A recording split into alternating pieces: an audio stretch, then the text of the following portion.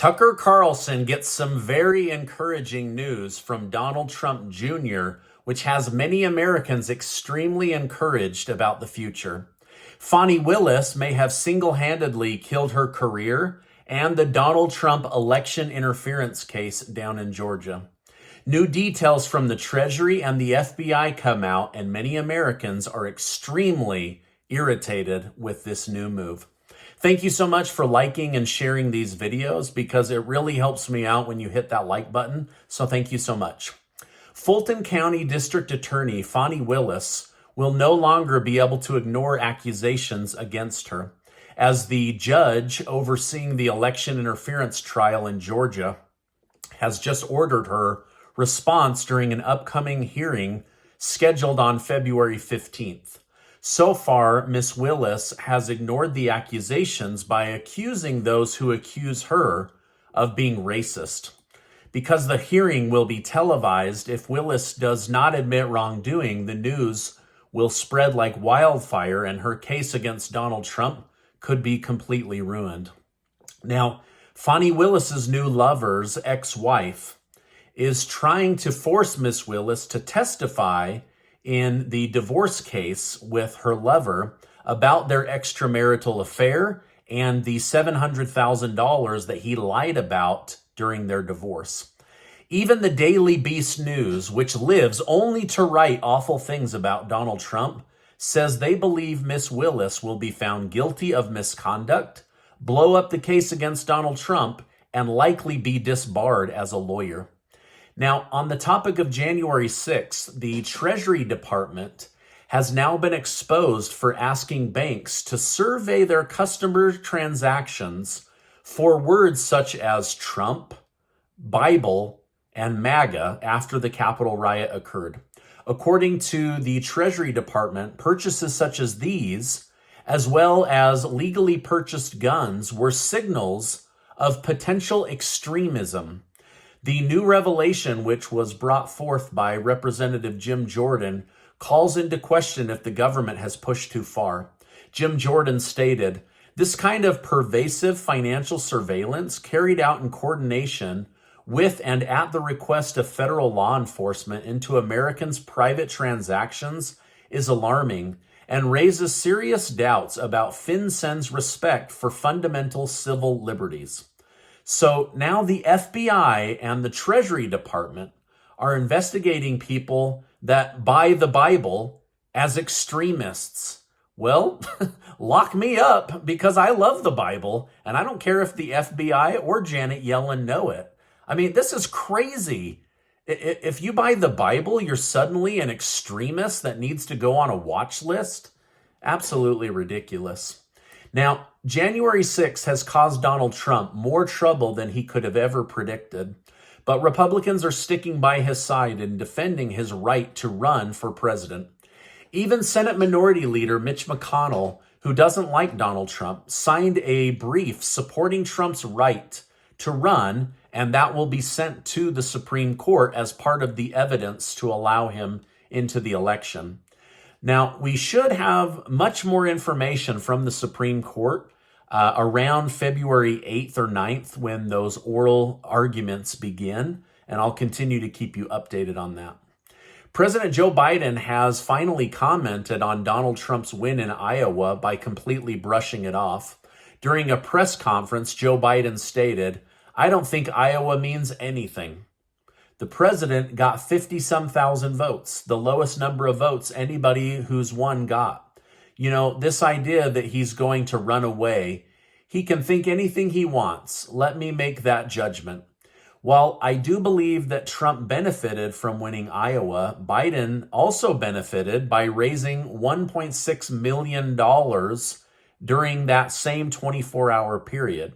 So people of Iowa, remember these words. Biden said, "Iowa means nothing." And the people that hate Donald Trump for his historic win and setting a new record within the Republican Party, they seem to believe that it is a threat, which is why they ponied up $1.6 million the same night that he won.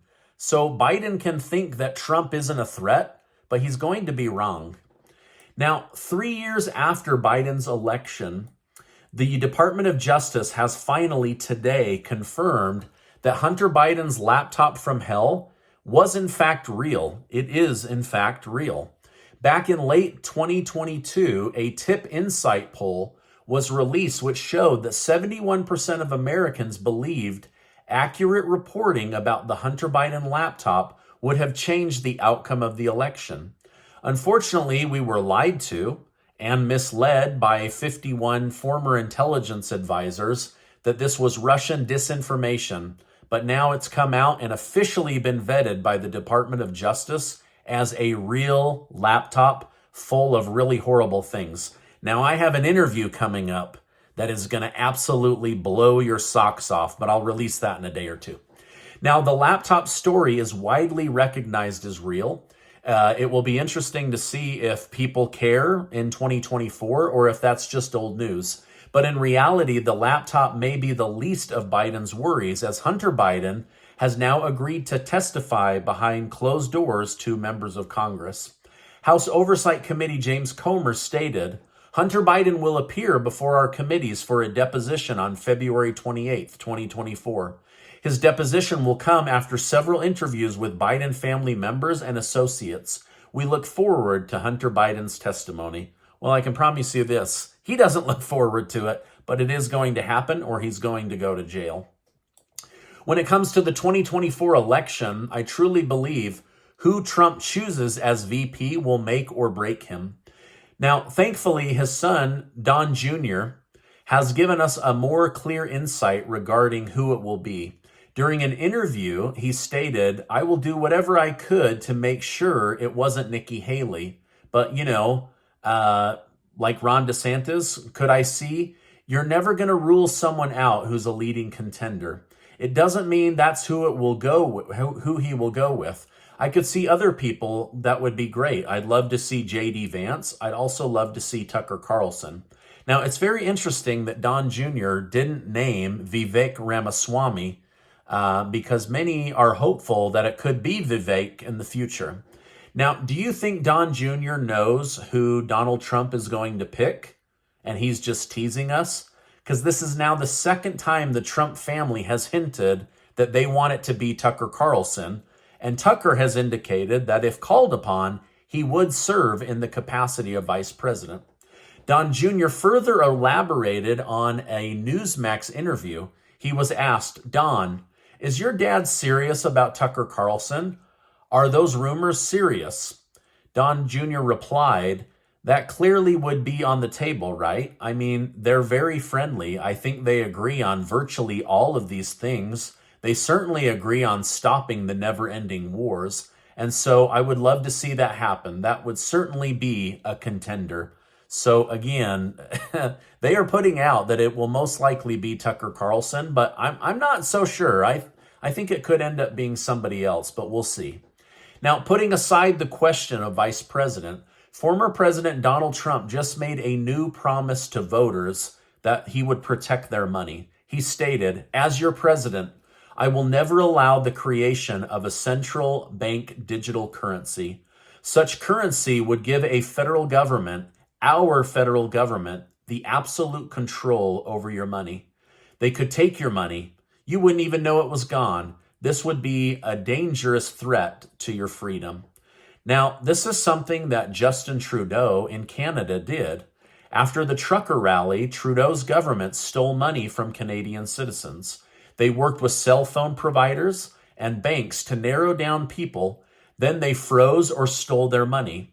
People lost their houses. People couldn't buy medication. They couldn't pay for their trucks or cars. It just goes to show that if the government can control your money, you don't really own your money. And Trump wants to avoid being another Justin Trudeau.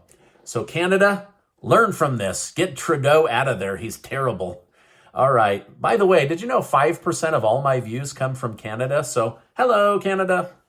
All right. Now, the Republican Party is once again threatening to remove the Speaker of the House, who they believe could be compromising on the border and Ukraine funding with Democrats.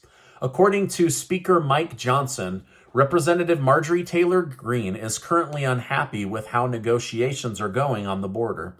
During an interview with CNN, Johnson said, "I'm not worried about that. I got a job to do here, and we have to make sure we get answers that we demand." Now, here's what happened.